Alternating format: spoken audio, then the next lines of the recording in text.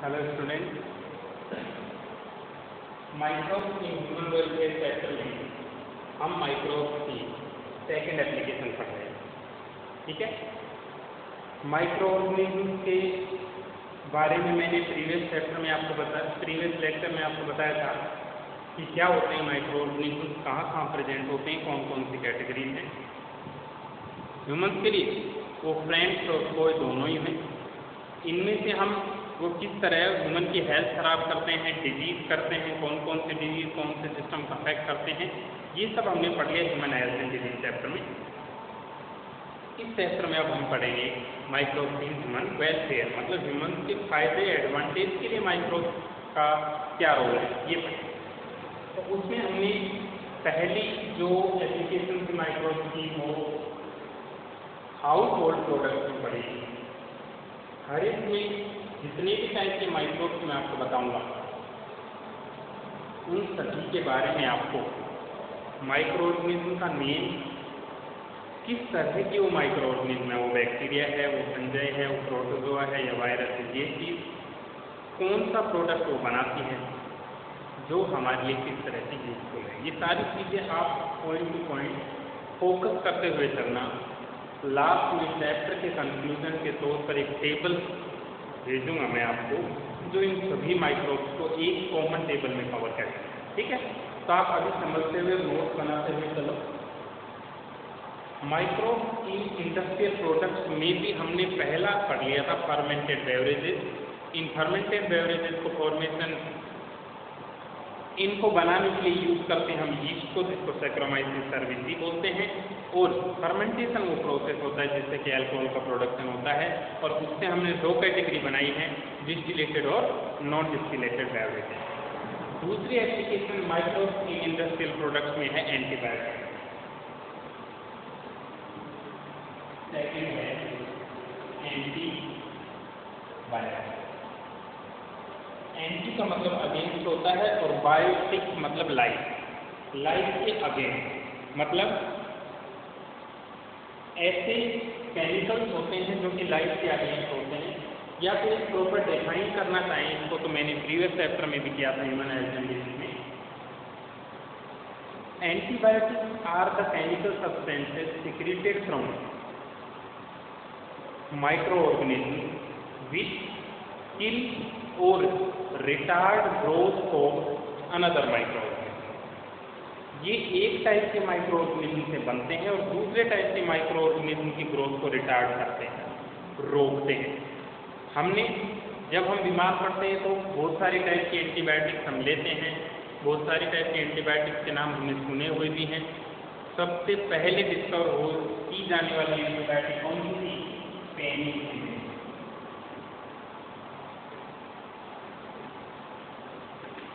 ठीक है, तो पेनिसिलिन नेम देने वाले साइंटिस्ट का नाम था वॉकमैन। ठीक है, पेनिसिलिन डिस्कवर करने वाले साइंटिस्ट का नाम था अलेक्जेंडर फ्लेमिंग।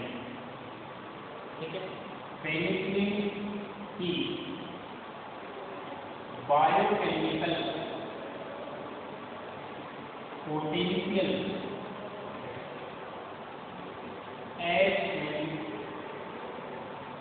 एंटीबायोटिक के रूप में इसको एस्टेब्लिश करने वाले साइंटिस्ट दो थे, फ्लोरिक एंड टेन। ठीक है, जिस ऑर्गेनिज्म से सबसे पहले एंटीबायोटिक ऑब्टेन की गई थी वो पेनिसिलियम नोटेटम थी, जो कि एक फंगस है। ठीक है, और नोबेल प्राइज पेनिसिलिन की डिस्कवरी, पेनिसिलिन की बायोकेमिकल प्रॉपर्टी पूरी एक्सप्लेन करने के लिए नोबेल प्राइज मिला था फ्लेमिंग, फ्लोरिक एंड टेन। तीन साइंटिस्ट को नोबेल प्राइज मिला था। ठीक है, पेनिसिलिन डिस्कवरी एक सेरेंडिपिटी का एग्जाम्पल है। बायोलॉजी में सेरेंडिपिटी का मतलब होता है बाई चांस डिस्कवरी। मतलब जब पेनिसिलिन डिस्कवर हुई तो वास्तव में इसके बारे में वो साइंटिस्ट स्टडी नहीं कर रहे थे, ये तो बाई चांस मिल गई एक एंटीबायोटिक। कैसे? जब पेनिसिलिन डिस्कवर हुई तो एलेक्जेंडर फ्लेमिंग वर्क कर रहे थे स्टेफाइलोकोकस बैक्टीरिया का। इतने सारे क्वेश्चन इस पैराग्राफ में से बनते हैं जो कि एंटीबायोटिक्स में दिया हुआ है। एक एंटीबायोटिक की डेफिनेशन, ठीक है। दूसरा नेम, फर्स्ट एंटीबायोटिक कौन सी डिस्कवर हुई थी? First antibiotic discovered, first antibiotic discover कौन सी हुई थी? पेनिसिलिन। एंटीबायोटिक के डेफिनेशन क्या है? These are the chemical substances secreted from one type of microorganism which kill or retard growth of another type of microorganism. Name किसने किया? वर्ड्समैन ने। डिस्कवर किसने किया? फ्लेमिंग ने। Biochemical potential as an antibiotic इस फॉर्मूले एस्टेब्लिश किसने किया? फ्लोरियन ने। किस ऑर्गेनिज्म से ऑब्टेन हुई? Penicillium notatum. वो ऑर्गेनिज्म क्या है? एक फंगस। इसकी डिस्कवरी केमिकल पोटेंशियल और एज एन एंटीबायोटिक बनने के बाद नोबेल प्राइज किसको मिला? फ्लोरियन और फ्लोरिन को। ये सेरेंडिपिटी का एग्जाम्पल क्यों है? क्योंकि ये बाई चांस डिस्कवर हुई और उस समय साइंटिस्ट कौन से बैक्टीरिया के कल्चर पर वर्क कर रहे थे? स्टेफाइलोकोकस। ठीक है। कैसे? देखो, साइंटिस्ट ने प्रीवियस डे पर मतलब जल्दी डिस्कवर होने से पहले पेनिसिलिन नोटेटम की कुछ कॉलोनी बनाई थी पैट्रिक लेक की। ठीक है। पेनिसिलिन नोटेटम अगले दिन जब वो स्टेफाइलोकोकस बैक्टीरिया पर वर्क कर रहे थे तो उस पैट्रिक लेक में स्टेफाइलोकोकस बैक्टीरिया की बहुत सारी कॉलोनी बनी थी। बैक्टीरियल कॉलोनी बनी हुई।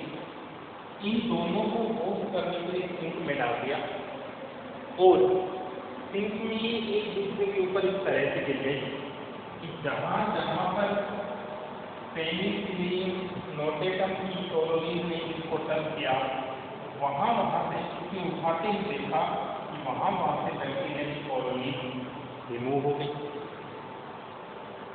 तो उसने दिमाग लगाया कि कोई केमिकल ऐसा है जो पेनिसिलिन नोटेटम से सिक्रीट हो रहा है और इस बैक्टीरिया को किल कर रहा है। और फिर पेनिसिलिन नोटेटम को केमिकल ऑब्टेन करके बताया कि ये तो एक एंटीबायोटिक हुई जो लाइफ के अगेंस्ट है। ठीक है।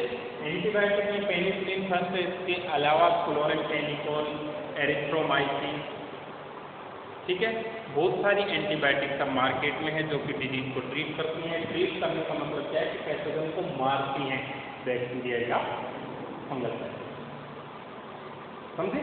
तो एंटीबायोटिक भी एक इंडस्ट्रियल प्रोडक्ट है। लार्ज स्केल पर ह्यूमन की बहुत सारे डिजीजेस को ट्रीटमेंट करने के लिए एंटीबायोटिक, स्पेशली बैक्टीरियल या फंगल डिजीजेस को ट्रीटमेंट के लिए एंटीबायोटिक यूज करते हैं। अब एंटीबायोटिक बनी कैसे और माइक्रो ऑर्गेनिज्म में क्यों बने? तो उसके लिए आप समझें कि एक पैट्रिक लेक जिसके अंदर दो टाइप के माइक्रो ऑर्गेनिज्म ग्रो करते हैं। बैक्टीरियल कॉलोनी स्पीसीज ए और स्पीसीज बी की हैं, दो अलग अलग। तो स्पीसीज ए और बी जब अपनी पॉपुलेशन यहाँ पर इंक्रीज करती है, न्यूट्रिएंट्स को एब्जॉर्ब करके पॉपुलेशन बढ़ाती है, तो एक स्पीसीज हमेशा ये चाहती है कि कंप्लीट पैट्रिक लेक में सिर्फ मेरी ही पॉपुलेशन बढ़े, मैं ही रहूँ, दूसरा ना रहे। तो दूसरा ना रहे तो इसमें क्या कुछ केमिकल सिक्रेट करते हैं बी को मारने के लिए। यही थिंकिंग बी की भी है। तो बी ने भी कुछ केमिकल ऐसे सिक्रेट किए हैं जो कि ए को मारने के लिए।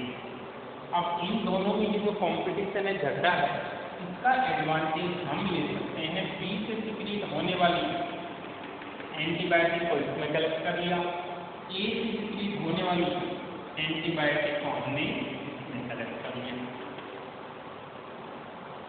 जब बी से डिजीज होगी तो हम ये ले लेंगे, क्योंकि ए ने बी को मारने के लिए ही तो बनाई, और ए से डिजीज होगी तो हम ये ले लेंगे, क्योंकि ए ने बी को मारने के लिए ही तो बनाई। मतलब ये है, इन दोनों के झगड़े का फायदा हमें मिलता है।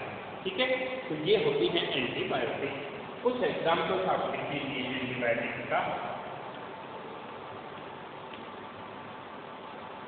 एरिथ्रोमाइसिन,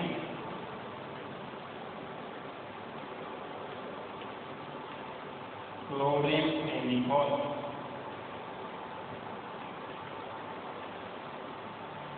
स्ट्रेप्टोमाइसिन,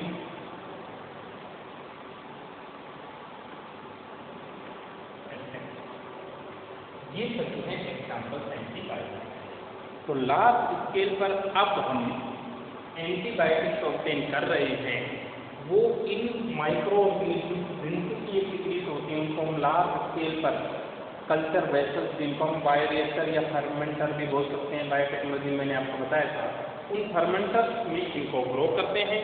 ये लार्ज अमाउंट में एंटीबायोटिक्स सिक्रीट करते हैं। उन एंटीबायोटिक्स को हम डिजीज ट्रीटमेंट के लिए एज ए मेडिसिन यूज करते हैं। ठीक है, तो लार्ज स्केल पर ये एंटीबायोटिक्स यूज की जा रही है।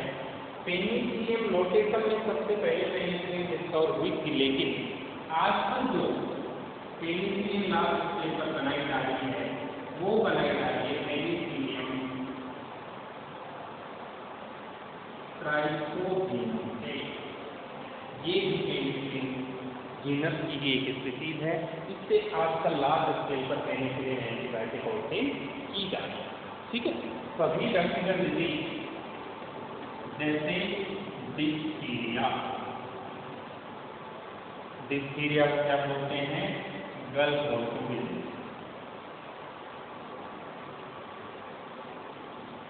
वोपिंग कफ, वोपिंग कफ को बोलते हैं काली खांसी, वोपिंग कफ, काली खांसी। ठीक है, और लेप्रोसी, लेप्रोसी को बोलते हैं उस रोग। ये सभी बैक्टीरियल डिजीज हैं और ये आसानी से इन एंटीबायोटिक से ट्रीट भी हो जाती है। तो आप तीनों ही डिजीज के कॉमन नेम भी याद रखें। एनसीईआरटी में तीनों डिजीज के बारे में दिया हुआ है, इसलिए कॉमन नेम याद रखें।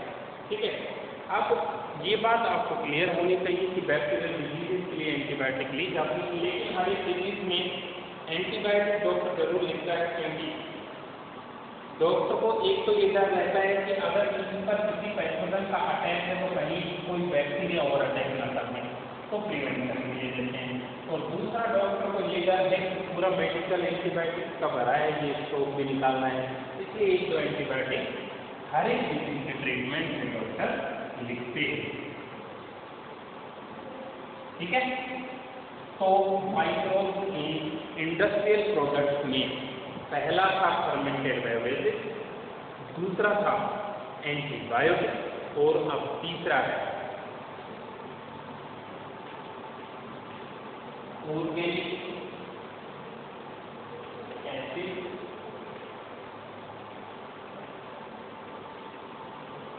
बायोएक्टिव मॉलिक्यूल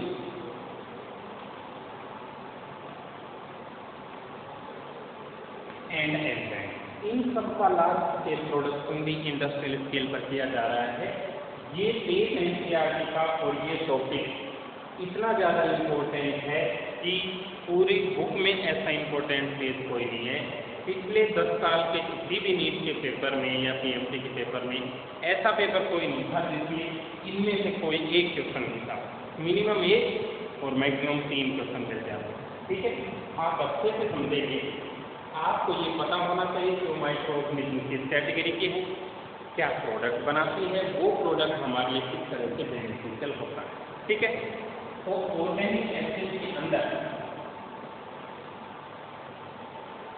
लैक्टिक एसिड कौन बनाता है? लैस बनाता है। लैस का मतलब क्या है? Lactic acid bacteria. और लैक्टिक एसिड बैक्टीरिया जो है वो हमारी बॉडी में किस तरह से यूजफुल होता है आपको मैंने वहां पर बताया। सेकेंड, एसिटिक एसिड जिसको हम विनेगर के फॉर्म में यूज करते हैं,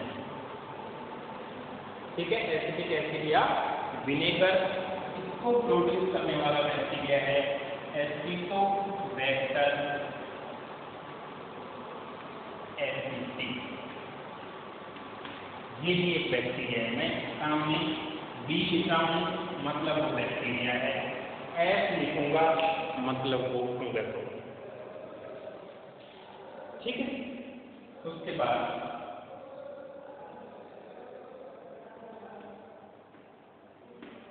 butyl acid,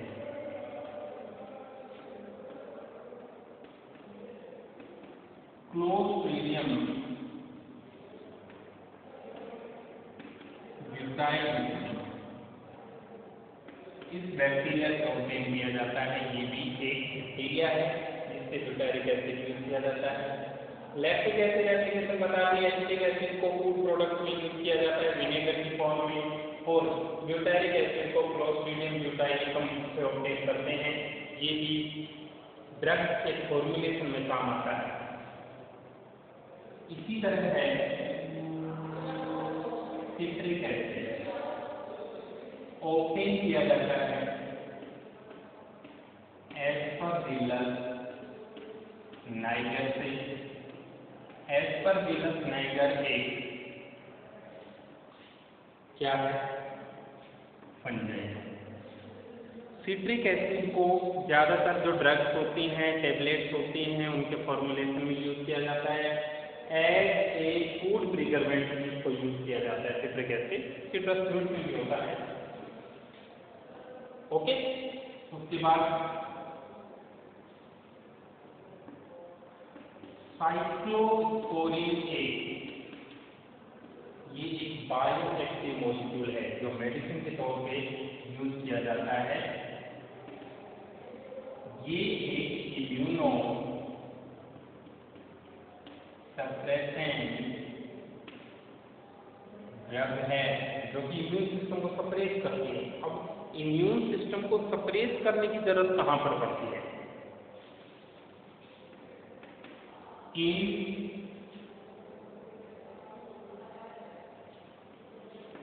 patient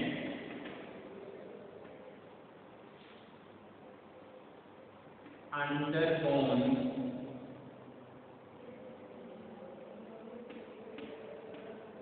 organ transplantation,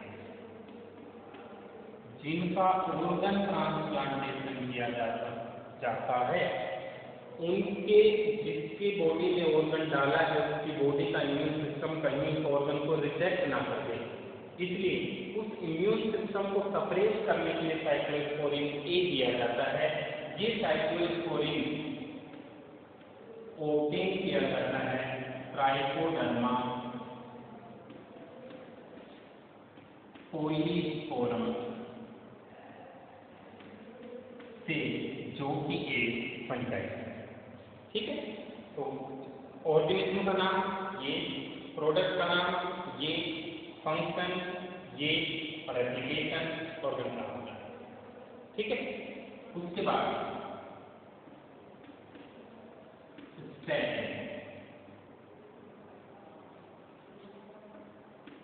एक blood cholesterol lowering agent, blood cholesterol को रिड्यूस करने वाला एक एजेंट। एक चीज आप सुन लें, फीमेल्स में ब्लड कोलेस्ट्रॉल लॉवरिंग एजेंट के तौर पर एस्ट्रोजन हार्मोन प्रेजेंट होता है, जिससे कि उनका ब्लड कोलेस्ट्रॉल थोड़ा कम रहता है।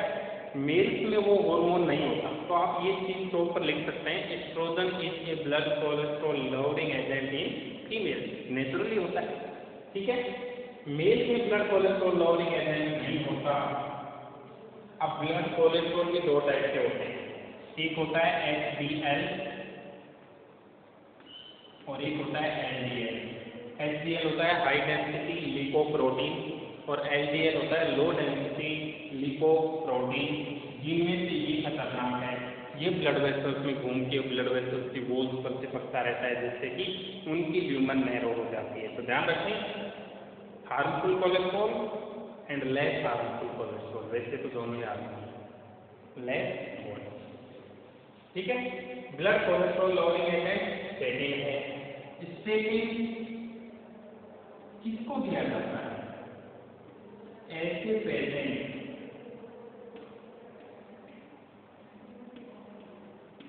जिनका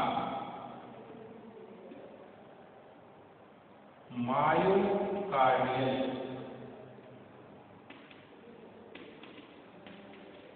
इंफेक्शन, मतलब मायो मतलब मसल, कार्डियल मतलब हार्ट से रिलेटेड कोई ऑपरेशन हुआ है, हार्ट की मसल्स में कोई डैमेज हुआ है या वेन्स गली है, उन पेशेंट को ये दिया जाता है। क्योंकि जैसे ही ऑपरेशन होता है तो ब्लड क्लॉट के चांसेस बढ़ जाते हैं, क्योंकि उनके ब्लड में जो नेचुरली अपनी रिपेयरिंग था वो ऑक्सीडाइज हो जाता है, ब्लड क्लॉट बन सकते हैं। सॉरी, ये दूसरे वाला है। इसके अंदर है ब्लड कोलेस्ट्रॉल लोअरिंग एजेंट। ये कैसे लोअर करता है? By competitive inhibition of cholesterol synthesizing enzyme. Cholesterol synthesize करने वाले एंजाइम को कॉम्पिटिटिव इनहिबिशन कर देता है, जिससे वो कोलेस्ट्रॉल नहीं बना पाते। इसका सोर्स ऑर्गेनिज्म है मोनेस्टर परफ्यूरियस, जो कि एक फंगस, ठीक है, समझे आप। उसके बाद एक बैक्टीरिया से एंजाइम ऑब्टेन होता है स्ट्रेप्टोकाइनेज। स्ट्रेप्टोकाइनेज को कॉमनली हम क्लोट बस्टर बोलते हैं। ये वो एप्लीकेशन जो ऊपर वाले मैंने बता दी थी, क्लोट बस्टर बोलते हैं इसको। क्लोट बस्टर बॉडी में बनने वाले ब्लड क्लोट्स को डिसोल्व करने वाला होता है। बॉडी में अगर कोई ब्लड क्लोट है तो उसको डिसोल्व करना है तो इसका इंजेक्शन दिया जाता है। स्ट्रेप्टोकाइनेज का क्लोट बस्टर है, जो कि उन पेशेंट को दिया जाता है जिनका हार्ट से रिलेटेड कोई ऑपरेशन हुआ है। Patient undergone myocardial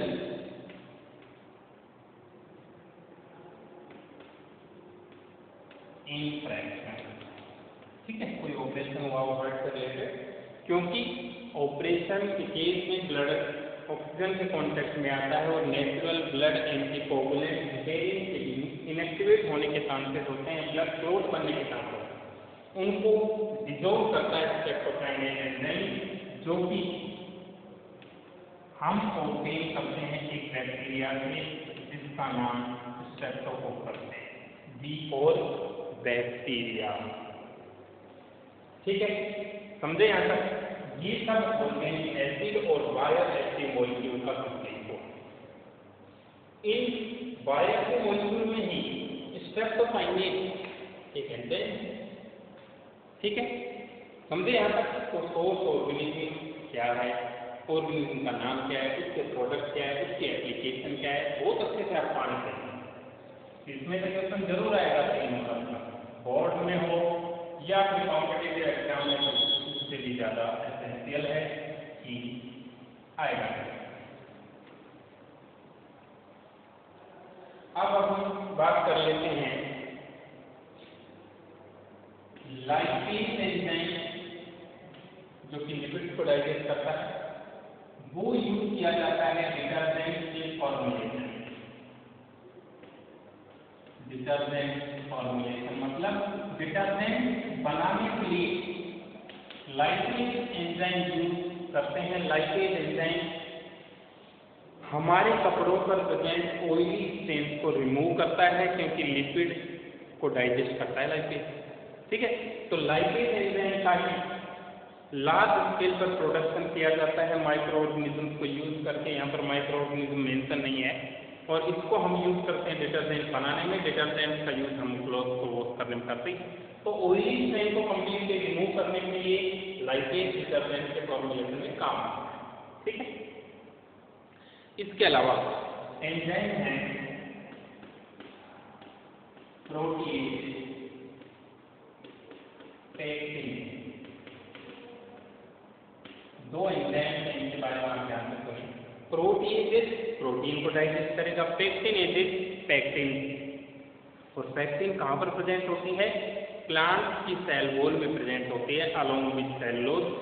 अनमैच्योर्ड plant cell wall में पैक्टिन नहीं होती, जो डिफरेंशिएट और मैच्योर्ड होती है उनके अंदर पैक्टिन प्रेजेंट होती है।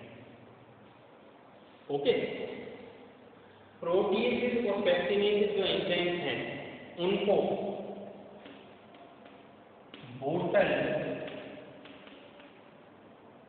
फ्रूट जूसेज में यूज किया जाता है। फ्रूट जूस जो बनाते हैं बोतल में पैक करते हैं, जैसे रियल है, तो आप उनमें डिफरेंस इजीली देख सकते हैं। एक तो आप मैंगो का जूस या फिर पॉमग्रेनेट अनार का जूस, मौसमी का जूस, शुगर केन का जूस, कोई भी जूस जो आप बनवा कर पीते हैं या फिर घर पर मिक्सी में बनाते हैं, उस जूस का एक गिलास पिए और एक रियल जूस का एक गिलास पिए, तो आप खुद बताओ को किसको पीकर डाइजेस्ट करने में इजी होगा, घर वाले को या फिर रियल जूस को? तो आंसर होगा रियल जूस। वो पीने में लाइट होगा। लाइट क्यों? कि जब उसको पैक किया जाता है तो हमें पता है कि प्लांट का जूस बनाया है तो प्लांट की सेल वॉल में पैक्टिनेज जाएगा, जो कि एक हार्ड सब्सटेंस है, उसको डाइजेस्ट करना बड़ा मुश्किल है, तो उसमें पैक्टिनेज एंजाइम डाल दिया। और प्लांट जो जूस होगा उसमें प्रोटीन बहुत लार्ज अमाउंट में होंगे, तो क्यों ना उन प्रोटीन्स का पहले ही पार्शियल डाइजेशन कर दिया जाए, तो प्रोटीन एंजाइम भी उसमें डाल दिया जाता है, जिससे पैक्टिन और प्रोटीन उसमें पहले ही डाइजेस्ट हो चुके होते हैं, तो हमें पीने में आसानी होती है, पचाने में भी आसानी होती है, डाइजेस्ट करने में भी, क्योंकि पार्शियली डाइजेस्टेड तो पहले से ही है। और जो होममेड जूसेज होते हैं उनमें तो ये सारी चीज़ें प्रेजेंट है, तो वो थोड़े हैवी हमें लगते हैं पीने, समझे आप? तो क्वेश्चन आएगा, white bottled fruit juices are clear as compare to homemade. घर पर बनाए हुए जूस से वो ज़्यादा क्लियर होते हैं। इसका आंसर होगा due to addition of pectinase and protein. समझे? तो इस तरह से दूसरी एप्लीकेशन इंडस्ट्रियल प्रोडक्ट्स में कंप्लीट होती है। बहुत इंपॉर्टेंट चीज़ें हैं, आप अच्छे से रिवाइज करते हुए चलें। पहली एप्लीकेशन हमने पढ़ी थी माइक्रोसिन हाउस होल्ड प्रोडक्ट, जिसके अंदर कर्ड, चीज, इडली, डोसा, तोड़ी, ये सब के बारे में पढ़ा। दूसरी एप्लीकेशन हम पढ़ रहे हैं इंडस्ट्रियल प्रोडक्ट्स में, जिसमें पहला फर्मेंटेड बेवरेजेस पढ़ा, उनके भी दो टाइप पढ़े, डिस्टिलेटेड, नॉन डिस्टिलेटेड। उसके बाद एंटीबायोटिक्स की कंप्लीट डिटेल और हिस्ट्री के बारे में पढ़ा। और थर्ड बायोएक्टिव मॉलिक्यूल, एंजाइम और ऑर्गेनिक एसिड के बारे में पढ़ा। तो दूसरी एप्लीकेशन जो माइक्रोस इन इंडस्ट्रियल प्रोडक्ट वो कंप्लीट होती है। और तीसरी एप्लीकेशन अब हम स्टार्ट करेंगे माइक्रोस इन सीवेज ट्रीटमेंट। ठीक है, micros in sewage treatment.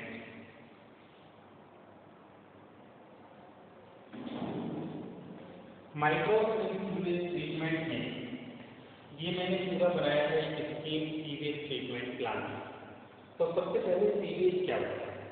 Sewage is defined as the municipal waste coming from the city's industries, along with human excreta, plastic waste, sand, grit, and twigs, plants के पास। तो सारा मिलकर जो waste बनता है वो सीवेज है। और सीवेज को ट्रीट करना, अगर उस सीवेज को डायरेक्टली किसी वाटर बॉडी में डाल देंगे तो वो उस वाटर बॉडी को पॉल्यूटेड कर देगा, जिससे कि एक्वाटिक ऑर्गेनिज्म की डेथ हो जाएगी। इसलिए उस सीवेज को पहले ट्रीट करना चाहिए सीवेज ट्रीटमेंट प्लांट में, जिसको हम STP बोलते हैं, सीवेज ट्रीटमेंट प्लांट। ठीक है, तो सीवेज है, तो सीवेज ट्रीटमेंट प्लांट में उस सीवेज वाटर को किस तरह से ट्रीट किया जाता है, इससे पहले कि उसको किसी वाटर बॉडी में छोड़ा जाए या फिर उसको ड्रिंकिंग वाटर में कन्वर्ट किया जाए, तो उसकी 3 स्टेप्स यहाँ पर हम पढ़ेंगे। प्राइमरी और फिजिकल ट्रीटमेंट, सेकेंडरी और बायोलॉजिकल ट्रीटमेंट, टर्शरी ट्रीटमेंट, जिसको केमिकल ट्रीटमेंट भी बोल सकते हैं। ठीक है, प्राइमरी ट्रीटमेंट में हम क्या करेंगे? प्राइमरी ट्रीटमेंट में 2 चीजें करेंगे, एक तो फिल्ट्रेशन और एक सेडिमेंटेशन। जो सीवेज आया जिसमें हर टाइप का वेस्ट, ग्रीस, प्लास्टिक, प्लांट के पार्ट, एनिमल के पार्ट, ह्यूमन का वेस्ट और एनिमल्स का वेस्ट, पेपर, जो भी है वो सारा वेस्ट इसमें प्रेजेंट है। इसको एक बड़े टैंक में कलेक्ट करते हैं, जिसके ऊपर फिल्टर लगा देते हैं। तो फिल्टर के ऊपर जो लार्ज, जो बड़ी बड़ी इम्प्योरिटी है जिनको डेब्रिस बोलते हैं, वो रुक जाते हैं। ठीक है, तो फिल्ट्रेशन होने के बाद जो वाटर नीचे जाएगा उसमें स्मॉल जो इम्प्योरिटीज हैं वो तो नीचे जाएंगी और लार्ज वाली ऊपर रुक जाएंगी। तो पहले स्टेप यहाँ पर हो जाती है फिल्ट्रेशन। फिर इस बड़े से टैंक को, पानी को अनडिस्टर्ब छोड़ देंगे, सीवेज को अनडिस्टर्ब छोड़ देंगे। क्यों? क्योंकि इस वाटर में जो डिसॉल्व्ड ऑर्गेनिक मैटर है वो अभी भी इसके अंदर भी है। कुछ घंटों के लिए अनडिस्टर्ब छोड़ देंगे तो जो हैवी पार्ट है वो सारा नीचे आकर बैठ जाएगा, जिसको हम बोलते हैं सेडिमेंट, और बनने वाले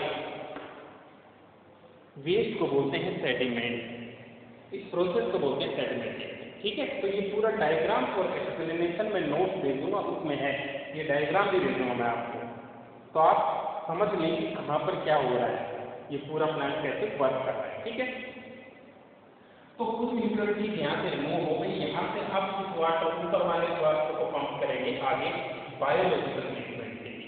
बायोलॉजिकल ट्रीटमेंट को बायोलॉजिकल इसलिए बोलते हैं क्योंकि इसमें माइक्रो ऑर्गेनिज्म का यूज होगा, ह्यूमन ऑर्गेनिज्म का यूज होगा। ठीक है, सबसे पहले इस टैंक में लाया जाएगा से निकलने वाले इफ्लुएंट को, जिसको हम प्राइमरी इफ्लुएंट भी बोल सकते हैं, क्योंकि प्राइमरी ट्रीटमेंट के बाद निकला हुआ है प्राइमरी इफ्लुएंट। ये इफ्लुएंट यहाँ पर आएगा, ये बड़ी बड़ी मशीनें हैं जो इस पानी को यूं घोल देंगी, ऊपर से एयर इसमें मिक्स हो जाएगी, इस चीज को एरेशन टैंक बोलते हैं। यहाँ पर एरोबिक बैक्टीरिया इसमें प्रेजेंट ऑर्गेनिक मैटर को यूज करेंगे, जिससे कि इसकी बायोकेमिकल ऑक्सीजन डिमांड घटेगी।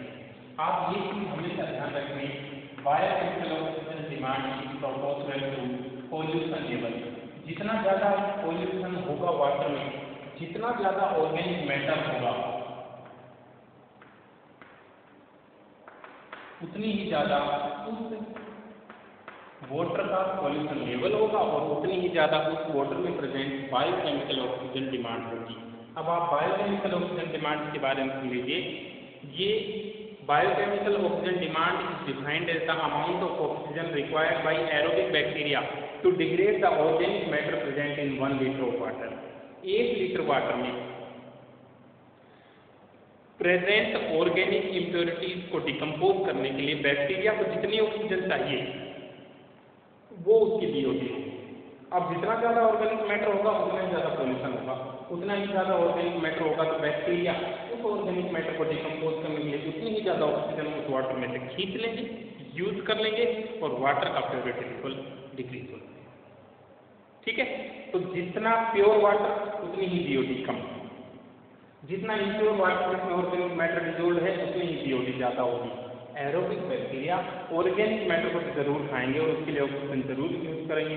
अगर वाटर में से ऑक्सीजन ज़्यादा यूज हो गई तो वाटर इम्प्योर हो जाएगा। ठीक है, तो लार्ज अमाउंट में ऑक्सीजन यूज करेंगे, इसलिए जो डिजोल्व ऑर्गेनिक मैटर था उसको यूज कर लेंगे और बैक्टीरिया और बन जाएगा एक मैच वर्क बन जाएगा, जिसको हम बोलते हैं flow. The match work of fungal filament and aerobic bacteria is called flow. ठीक है, अब इस वाटर को आगे पंप कर दिया, इसमें से वाटर आगे चला गया और ये जो बैक्टीरियल नेटवर्क है इसको सेटलिंग टैंक में बिठा दें, पूरे को पंप यहाँ कर दिया, एरोबिक बैक्टीरिया यहाँ पर जाकर बैठ जाएंगे। आगे इन एरोबिक बैक्टीरिया को ट्रांसफर करेंगे एनारोबिक डाइजेशन, मतलब यहाँ पर ऑक्सीजन नहीं है, यहाँ पर मीथेन प्रोड्यूस करने वाले बैक्टीरिया हैं मीथेन, जो कि इन सभी बैक्टीरिया पर ऐसे फूड यूज करेंगे और इनसे गैस रिलीज करेंगे मीथेन। मीथेन को हम यूज करते हैं एज ए फ्यूल, मतलब दोनों काम हो रहे हैं यहाँ पर, वेस्ट वाटर का ट्रीटमेंट भी हो रहा है और मीथेन का प्रोडक्शन भी हो रहा है, यहाँ पर फ्यूल का फॉर्मेशन भी हो रहा है। ठीक है, अब यहाँ पर एनारोबिक की कंसंट्रेशन बढ़ जाएगी अगर एरोबिक मर गए। इन एनारोबिक बैक्टीरिया को डायरेक्टली डंप किया जा सकता है या फिर मैन्योर के तौर पर एग्रीकल्चरल फील्ड में यूज किया जा सकता है। तो यहाँ आते आते CO2 बहुत कम हो चुकी है क्योंकि बैक्टीरिया और ऑर्गेनिक मैटर दोनों ही इस वाटर से हटते हैं। यहाँ से इस वाटर को या तो किसी वाटर बॉडी में रिलीज कर दो, अब ये प्योर हो चुका है, इतना प्योर तो हो चुका है कि किसी वाटर बॉडी को हार्मफुल इफेक्ट शो नहीं करेंगे, या फिर इसमें से टर्सरी ट्रीटमेंट के लिए इसमें पंप कर दो जहाँ पर इसके ओजोन ट्रीटमेंट होगा, क्लोरीन डाली जाएगी या यूवी ट्रीटमेंट होगा जिससे कि इस वाटर को ड्रिंकिंग वाटर में भी कन्वर्ट किया जा सकता है। ठीक है, तो आपको डेफिनेशन BOD की डेफिनेशन, एक्टिवेटेड फ्लक्स क्या होता है, total amount of the organic matter accumulated in settling tank is called activated flux. और इसी फ्लक्स में से कुछ अमाउंट वापस से ही एरोबिक टैंक में डाला जाता है जिसको हम हीमोग्लोबिन बोलते हैं, जैसे मिल्क में थोड़ा दही डाला था, अब ये एरोबिक वापस थोड़ा सा इसमें डाल देंगे ना तो आने वाले जो वाटर है उसकी ऑर्गेनिक मैटर को और कंज्यूम कर लेंगे। ठीक है, तो इसको सेटलिंग टैंक में जो बना उसको एक्टिवेटेड फ्लक्स बोलते हैं। BOD का पता होना चाहिए, फ्लो की डेफिनेशन पता होनी चाहिए, प्राइमरी सेकेंडरी और टर्शियरी ट्रीटमेंट में डिफरेंस पता होना चाहिए। ठीक है, तो इस तरह से गवर्नमेंट ऑफ इंडिया ने गंगा एक्शन प्लान और यमुना एक्शन प्लान बना रखे हैं जिससे कि गंगा और यमुना को क्लीन करने की कोशिश की जा रही है। इनके किनारे किनारे पर हजारों सीवेज ट्रीटमेंट प्लांट लगाए गए हैं। उन सीवेज ट्रीटमेंट प्लांट में वाटर लेते हैं, ट्रीट करके वापस से नदी में ही छोड़ देते हैं। तो ये प्रोजेक्ट बहुत बड़े हैं जो 1986 से चले आ रहे हैं, फिर भी पॉल्यूशन लेवल अभी उतना कम नहीं हो पाया क्योंकि सभी रिवर्स को डंपिंग यार्ड की तरह भी यूज कर रहे हैं। जो भी सिटीज रिवर्स के किनारे पर हैं सारा वेस्ट रिवर में यूज, समझे? तो इसको हम सीवेज ट्रीटमेंट प्लांट बोलते हैं जिसमें कि सीवेज का ट्रीटमेंट 3 अलग अलग स्टेप्स में होता है। फिजिकल के 2, फिल्ट्रेशन और सेडिमेंटेशन, बायोलॉजिकल के 2, एरोबिक और एनारोबिक टाइप, और केमिकल या टर्शियरी ट्रीटमेंट टाइप। ओके, इस तरह से वाटर का ट्रीटमेंट किया जाता है। तो ये माइक्रो ऑर्गेनिज्म की अभी एप्लीकेशन हो गई हमारी सीवेज ट्रीटमेंट में। 3 एप्लीकेशन कंप्लीट हो गई है यहाँ तक। उसके बाद जो 4th एप्लीकेशन है वो है माइक्रोब इन बायोगैस प्रोडक्ट, और बायोगैस को हम गोबर गैस भी बोलते हैं कॉमनली। गोबर गैस के प्रोडक्शन के लिए हम गो गैस यूज करते हैं, गोबर जिसके अंदर प्रेजेंट होते हैं मीथेनोजन। ठीक है, गोबर गैस प्लांट रूरल एरियाज में लगाए जाते हैं जहाँ पर सफिशिएंट अवेलेबिलिटी हो गोबर की, क्योंकि गोबर ही तो रॉ मटेरियल है, गोबर में ही तो मीथेन प्रोड्यूसिंग बैक्टीरिया है। याद करिए हमने पढ़ा है कि रूमिनेंट एनिमल्स जैसे कैटल्स हैं, गाय भैंस हैं, इनके रूमन के अंदर सेल्यूलोज को डाइजेस्टिंग मीथेनोजन प्रेजेंट है और वो मीथेन गैस का प्रोडक्शन करते हैं। तो गोबर गैस प्लांट रूरल एरिया में सक्सेसफुल है। तो इंडिया के 2 बड़े organization ICAR Indian council of agricultural research और KVIC Khadi and village industry commission, ये 2 बड़े ऑर्गेनाइजेशन हैं, इन्होंने मिलकर गांव में गोबर गैस प्लांट लगवाए हैं। और उस गोबर गैस प्लांट से बनने वाली जो गोबर गैस है जो वास्तव में मिक्सचर है मीथेन का, हाइड्रोजन सल्फाइड का, हाइड्रोजन का और CO2 का। सबसे ज्यादा 60% तो ये होती है, 30% के अराउंड ये होती है और रिमेनिंग ये होते हैं। तो मेन कंपोनेंट गोबर गैस का मीथेन होती है, ये ध्यान रखें। इसको फ्यूल के तौर पर यूज़ किया जाता है, हाउस होल्ड यूज़ भी किया जाता है और इंडस्ट्रियल स्केल पर भी इनका यूज़ किया जाता है। तो इसके बारे में गोबर गैस की डिज़ाइनिंग, गोबर गैस बनाने में क्या क्या यूज़ होते हैं, ये सारी चीज़ें हम अगले लेक्चर में पढ़ेंगे। 3 एप्लीकेशन यहाँ पर कंप्लीट होती हैं। आई होप आपको समझ में आया होगा। नोट्स में सेंड कर दूँगा, उसमें से बनाना है आपको, अच्छे से समझते हुए चलो। एक इंटरेस्टिंग टॉपिक भी है और अच्छे से आपको वीडियो से ही समझ में आ जाएगा इसका हार्ड भी। ठीक है, तो सभी वर्क करें और टाइम पर सबमिट भी करें। Okay, thank you.